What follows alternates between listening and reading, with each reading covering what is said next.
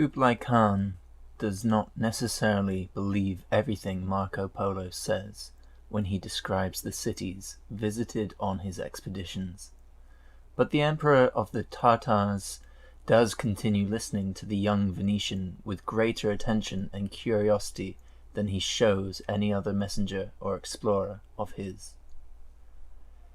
In the lives of emperors, there is a moment which follows pride in the boundless extension of the territories we have conquered, and the melancholy and relief of knowing we shall soon give up any thought of knowing and understanding them.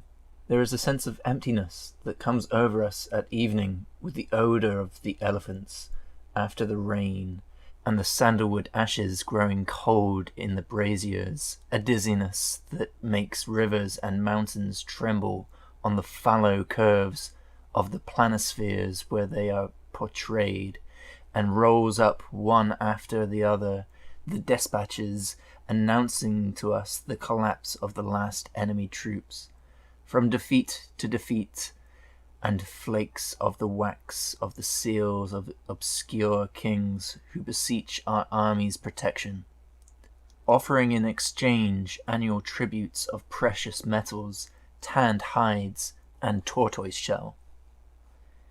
It is the desperate moment when we discover that this empire, which had seemed to us the sum of all wonders, is an endless, formless ruin, that corruption's gangrene has spread too far to be healed by our sceptre, that the triumph over enemy sovereigns has made us the heirs of their long undoing. Only in Marco Polo's accounts was Kublai Khan able to discern, through the walls and towers destined to crumble, the tracery of a pattern so subtle it could escape the termites' gnawing. Cities and Memory 1. Leaving there and proceeding for 3 days toward the east, you reach Diamira, a city with 60 silver domes, bronze statues of all the gods, streets paved with lead, a crystal theatre, a golden cock that crows each morning on a tower. All these beauties will already be familiar to the visitor, who has seen them also in other cities. But the special quality of this city for the man who arrives there on a September evening, when the days are growing shorter, and the multicolored lamps are lighted all at once at the doors of the food stalls, and from a terrace a woman's voice cries, "Oh!"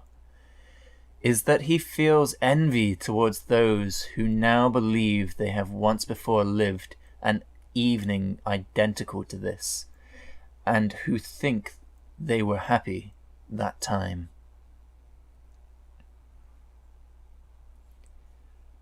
Cities and Memory 2. When a man rides a long time through wild regions, he feels the desire for a city. Finally, he comes to Isidora, a city where the buildings have spiral staircases, encrusted with spiral seashells, where perfect telescopes and violins are made, where the foreigner, hesitating between two women, always encounters a third, where cockfights degenerate into bloody brawls among the betters. He was thinking of all these things when he desired a city. Isidora, therefore, is the city of his dreams, with one difference. The dreamed-of city contained him as a young man. He arrives at Isidora in his old age. In the square there is a wall where the old men sit and watch the young go by. He is seated in a row with them. Desires are already memories. Cities and Desire 1. There are two ways of describing the city of Dorothea. You can say that 4 aluminium towers rise from its walls, flanking 7 gates with spring-operated drawbridges that span the moat, whose water feeds 4 green canals which cross the city, dividing it into 9 quarters, each with 300 houses and 700 chimneys, and bearing in mind that the nubile girls of each quarter marry youths of other quarters, and their parents exchange the goods that each family holds in monopoly, bergamot, sturgeon roe, astrolabes, amethysts. You can then work from these facts until you learn everything you wish about the city in the past, present, and future. Or else you can say, like the camel driver who took me there, I arrived here in my first youth one morning. Many people were hurrying along the streets toward the market.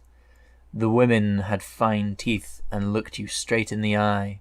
3 soldiers on a platform played the trumpet, and all around wheels turned and coloured banners fluttered in the wind. Before then I had known only the desert and the caravan routes. In the years that followed, my eyes returned to contemplate the desert expanses and the caravan routes. But now I know this path is only one of the many that opened before me that morning in Dorothea.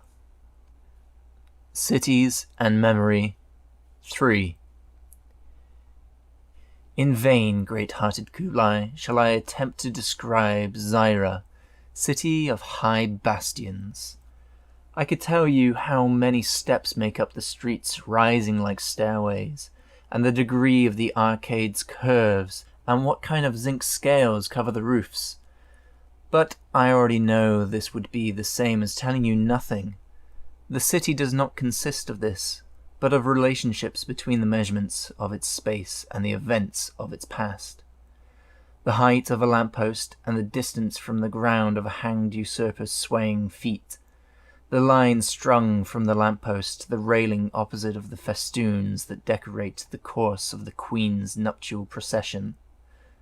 The height of that railing and the leap of the adulterer who climbed over it at dawn. The tilt of a guttering and a cat's progress along it as he slips into the same window. The firing range of a gunboat which has suddenly appeared beyond the cape, and the bomb that destroys the guttering. The rips in the fish net, and the 3 old men seated on the dock, mending nets and telling each other for the 100th time the story of the gunboat of the usurper, who some say was the Queen's illegitimate son, abandoned in his swaddling clothes, there on the dock. As this wave from memories flows in, the city soaks it up like a sponge and expands. A description of Zaira as it is today should contain all Zaira's past.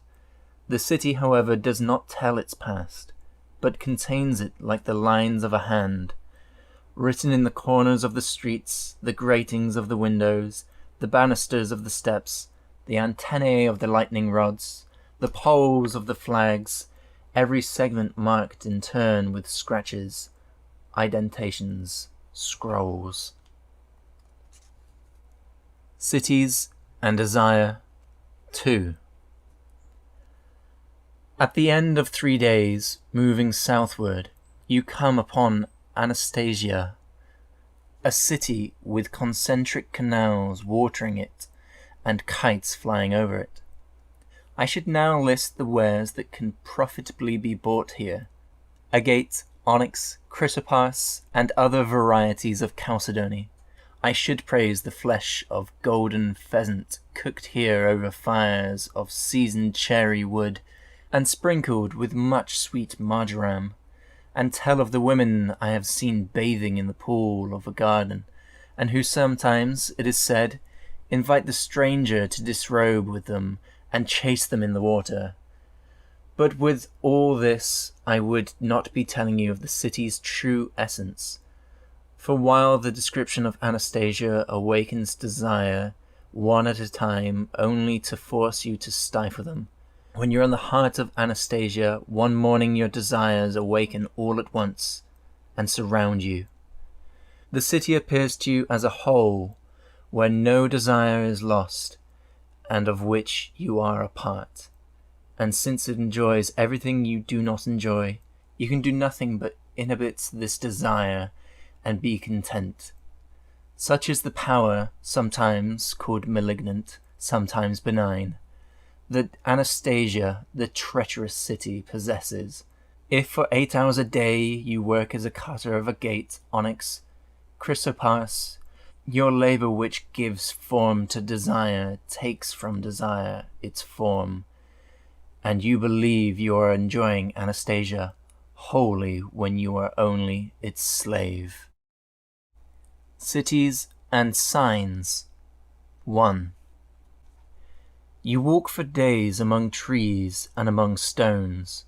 Rarely does the eye light on a thing, and then only when it has recognized that thing as the sign of another thing. A print in the sand indicates the tiger's passage. A marsh announces a vein of water.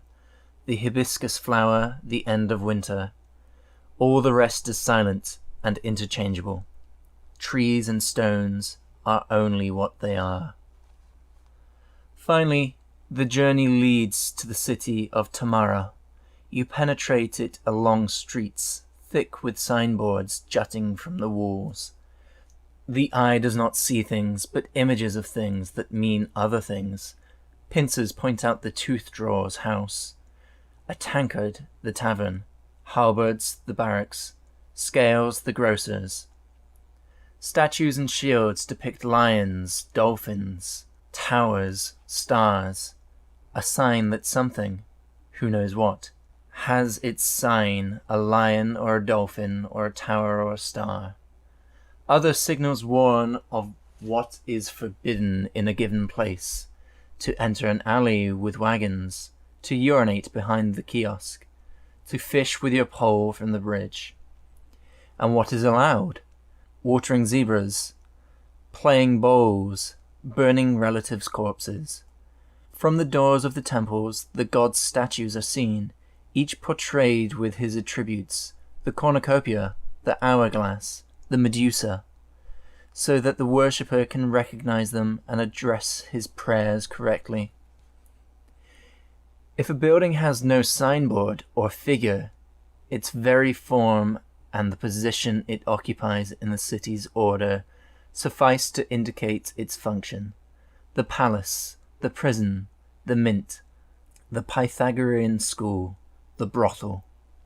The wares, too, which the vendors display on their stalls, are valuable not in themselves, but in signs of other things. The embroidered headband stands for elegance, the gilded palanquin power, the volumes of Averroes learning, the ankle bracelet voluptuousness.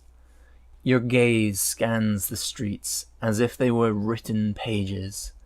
The Sissy says everything you must think, makes you repeat her discourse, and while you believe you are visiting Tamara, you are only recording the names with which she defines herself and all her parts. However the city may really be, beneath this thick coating of signs, whatever it may contain or conceal, you leave Tamara without having discovered it. Outside, the land stretches, empty to the horizon. The sky opens with speeding clouds. In the shape that chance and wind give the clouds, you are already intent on recognizing figures, a sailing ship, a hand, an elephant. Cities and Memory. 4. Beyond 6 rivers and 3 mountain ranges is Zora, a city that no one, having seen it, can forget. But not because, like other memorable cities, it leaves an unusual image in your recollections. Zora has the quality of remaining in your memory, point by point, in its succession of streets, of houses along the streets, and of doors and windows in the houses, though nothing in them possesses a special beauty or rarity. Zora's secret lies in the way your gaze runs over patterns following one another, as in a musical score where not a note can be altered or displaced. The man who knows by heart how Zora is made, if he is unable to sleep at night, can imagine he is walking along the streets, and he remembers the order by which the copper clock follows the barber's striped awning, then the fountain with the 9 jets, the astronomer's glass tower, the melon vendor's kiosk, the statue of the hermit and the lion, the Turkish bath, the cafe on the corner, the alley that leads to the harbour. This city which cannot be expunged from the mind is like an armature, a honeycomb in whose cells each of us can place the things he wants to remember. Names of famous men, virtues, numbers, vegetable and mineral classifications, dates of battles, constellations, parts of speech. Between each idea and each point of the itinerary, an affinity or contrast can be established, serving as an immediate aid to the memory. So the world's most learned men are those who have memorized Zora. But in vain I set out to visit the city, forced to remain motionless and always the same, in order to be more easily remembered. Zora has languished, disintegrated, disappeared. The earth has forgotten her. Cities and Desire 3. Despina can be reached in 2 ways, by ship or by camel. The city displays one face to the traveller arriving overland, with a different one to him who arrives by sea. When the camel driver sees, at the horizon of the tableland, the pinnacles of the skyscrapers come into view, the radar antennae, the white and red windsocks flapping, the chimneys belching smoke, he thinks of a ship. He knows it is a city, but he thinks of it as a vessel that will take him away from the desert, a windjammer about to cast off, with the breeze already swelling the sails, not yet unfurled, or a steamboat with its boiler vibrating in the iron keel. And he thinks of all the ports, the foreign merchandise of the cranes unload on the docks, the taverns where crews of different flags break bottles over one another's heads, the lighted ground floor windows, each with a woman combing her hair. In the coastline's haze, the sailor discerns the form of a camel's withers, an embroidered saddle with glittering fringe between 2 spotted humps, advancing and swaying. He knows it is a city, but he thinks of it as a camel from whose pack hang wine skins and bags of candied fruit, date wine, tobacco leaves, and already he sees himself at the head of a long caravan, taking him away from the desert of the sea, towards oasis of fresh water in the palm trees' jagged shade, toward palaces of thick whitewashed walls, tiled courts where girls are dancing barefoot, moving their arms, half hidden by their veils and half revealed. Each city receives its form from the desert it opposes, and so the camel driver and the sailor see Despina, a border city between 2 deserts. Cities and Signs 2. Travellers return from the city of Zerma with distinct memories, a blind black man shouting in the crowd, a lunatic teetering on a skyscraper's cornice, a girl walking with a puma on a leash. Actually, many of the blind men who tap their canes on Zerma's cobblestone are black. In every skyscraper there is someone going mad. All lunatics spend hours on cornices. There is no puma that some girl does not raise as a whim. The city is redundant. It repeats itself so that something will stick in the mind. I too am returning from Zerma. My memory includes dirigibles flying in all directions at window level. Streets of shops where tattoos are drawn on sailors' skin, underground trains crammed with obese women suffering from the humidity. My travelling companions, on the other hand, swear they saw only one dirigible hovering among the city spires, only one tattoo artist arranging needles and inks and pierced patterns on his bench, only one fat woman fanning herself on a train's platform. Memory is redundant. It repeats signs so that the city can begin to exist. Thin cities. 1. Isaura, city of the 1,000 wells, is said to rise over a deep subterranean lake. On all sides, wherever the inhabitants dig long vertical holes in the ground, they succeed in drawing up water as far as the city extends, and no farther. Its green border repeats the dark outline of the buried lake. An invisible landscape conditions the visible one. Everything that moves in the sunlight is driven by the lapping wave, enclosed beneath the rock's calcareous sky. Consequently, 2 forms of religion exist in Isaura. The city's gods, according to some people, live in the depths in the black lake that feeds the underground streams.